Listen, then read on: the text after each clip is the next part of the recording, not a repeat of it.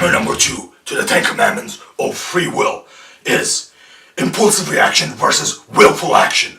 That's it. It's as simple as that. There's two ways to behave in this world. The vast majority of us are stuck. We are all stuck in impulsive reaction. We impulsively react to everything. People say things, we get angry.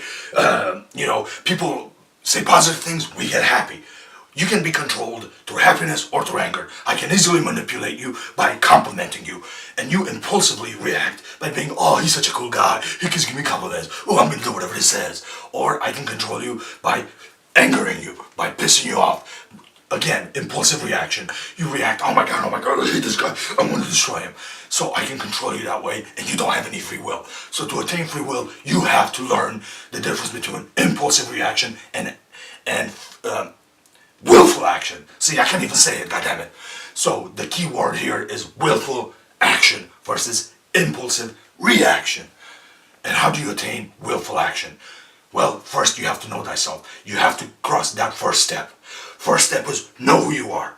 Once you find out who you are and what makes you work, what is the clockwork of your emotion, of your mind, of your history, of all the things that make your psychological being, that make your personality. Once you've kind of attained a balance of a knowledge of that, then you can move to number 2. So stop reacting to the world impulsively, and start practicing, and it's all a matter of practice. First time you try, you will fail. Second time you try, you will fail. It takes time. Just like back to the Olympics, just like the Olympian, he'll never win the Olympics on first try. You've got to practice for years.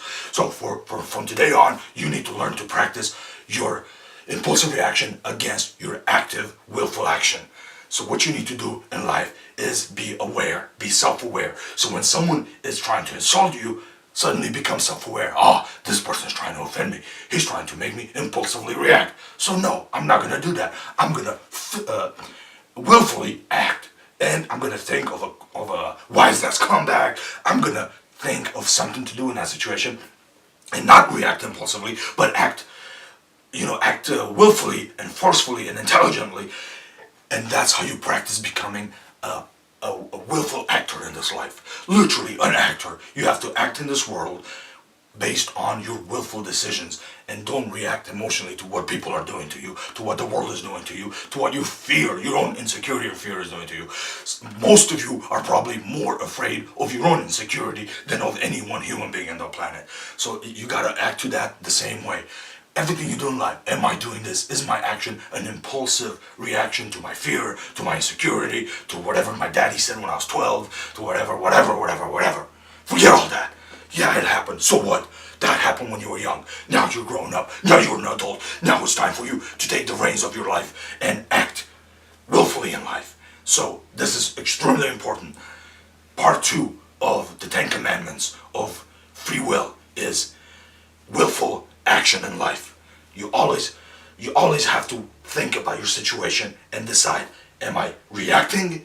Am I reacting? Am I scared? Am I afraid? Or am I acting? Am I conscious? Am I willfully making the good decision? Have I calculated all the circumstances?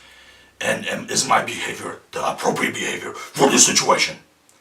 And of course, like I said, I'll repeat this 1,000 times. It's not easy.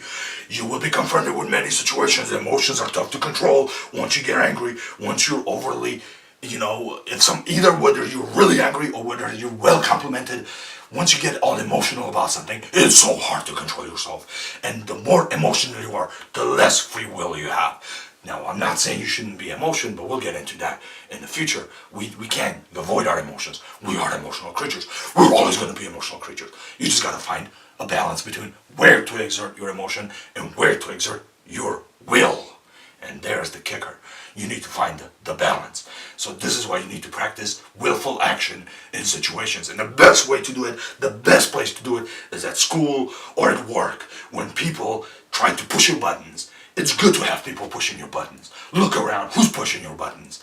And with those people, don't take it seriously. Just look at them and understand, they're trying to push my buttons. They're trying to make me react impulsively. So I'm going to counter that by willfully acting back.